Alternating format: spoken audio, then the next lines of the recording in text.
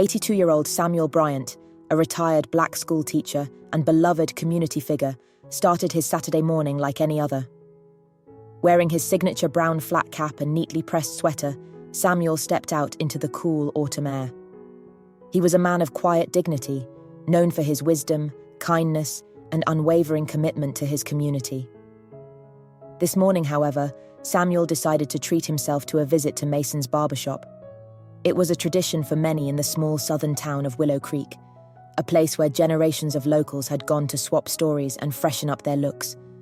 What Samuel didn't know was that this ordinary visit would ignite a storm that would test the town's conscience and bring its hidden divisions to light. Before we dive deeper into this powerful story, drop a comment telling us where you're watching from today. And if stories of courage and unity move you, don't forget to like and subscribe for more inspiring content. Mason's Barbershop was a local institution, its walls adorned with photos of football teams, faded certificates, and barber pole stickers that had long since lost their shine. The air was thick with the hum of clippers and the scent of talcum powder. Samuel pushed the door open, greeted by the familiar tinkle of the bell. Conversations died down momentarily as Samuel stepped in, his presence a quiet reminder of the town's history. Mason, the shop's owner, stood behind a chair. He was a stout, middle-aged man with a gruff demeanor, always quick to crack jokes with his regulars. But today, there was no welcome in his eyes. Instead, he watched Samuel with a hard, cold glare as the elderly man settled into a chair to wait his turn.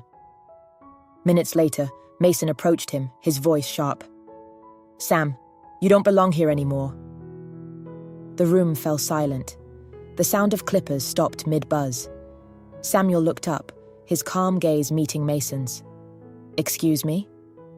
"You heard me," Mason growled. "I run a respectable business and I don't need your kind here scaring off my customers." What would you do if you witnessed a man denied his dignity because of his race? Let us know in the comments below. A murmur spread through the room. Some patrons shifted uncomfortably in their seats, while others stared at their phones, pretending not to notice. But a few stood frozen, watching the scene unfold with growing unease. Samuel stood up slowly, his back straight despite the years that had weighed on him. "Mason," he said, his voice steady, "I've been coming here since before you owned this place. I taught your kids. I've lived in this town longer than you've been alive. Now tell me, what changed?" Mason's jaw clenched. "Doesn't matter what changed. I want you out." In the back corner of the shop, a group of young barbers, all new hires, exchanged glances. Terence, the tallest among them, set down his clippers and rose to his feet. He was a broad-shouldered man with a deep voice and a commanding presence. "With all due respect, Mr. Mason," he said, stepping forward, "you're out of line." Mason turned, his face reddening.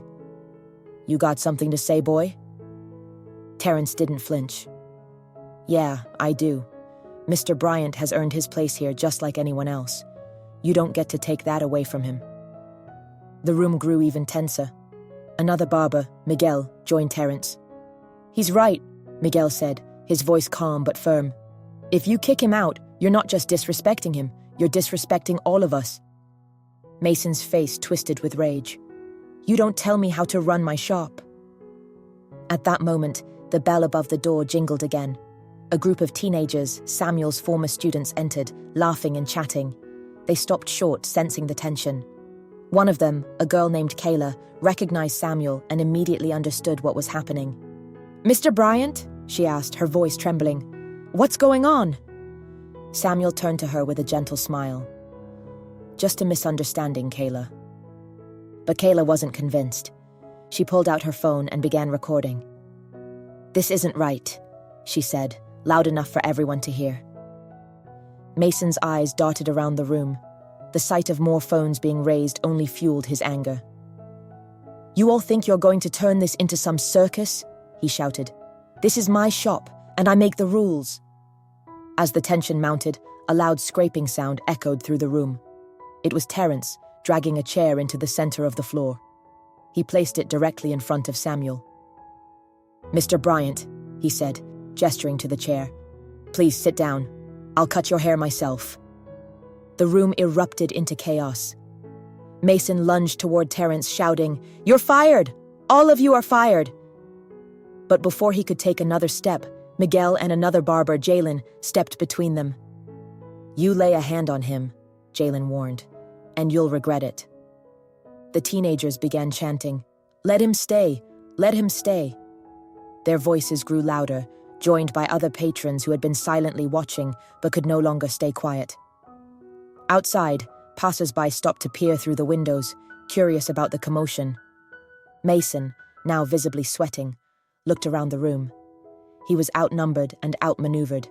With a snarl, he grabbed his coat and stormed out, slamming the door behind him. The barbershop erupted in cheers. Terrence picked up his clippers and turned to Samuel. "Let's get you that haircut, sir." Samuel chuckled softly. "Much obliged, son." The next morning, videos of the incident flooded social media. Local news stations picked up the story, and within hours, it had gone viral. People across the country praised the Barbers and Samuel for standing up to injustice. Mason's actions didn't go unpunished.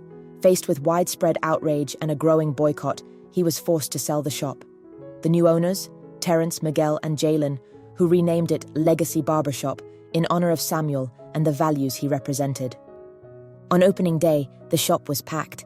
Samuel sat proudly in the first chair, surrounded by his former students, friends, and community members. As Terrence worked on Samuel's trim, he smiled. "How's the cut, Mr. Bryant?" Samuel grinned, tighter than Mason's grip on his old ways. This story reminds us that courage and unity can overcome even the deepest divides. If this inspired you, don't forget to like, subscribe, and share it with someone who needs to hear it. When was the last time you stood up for what's right? Let us know in the comments below.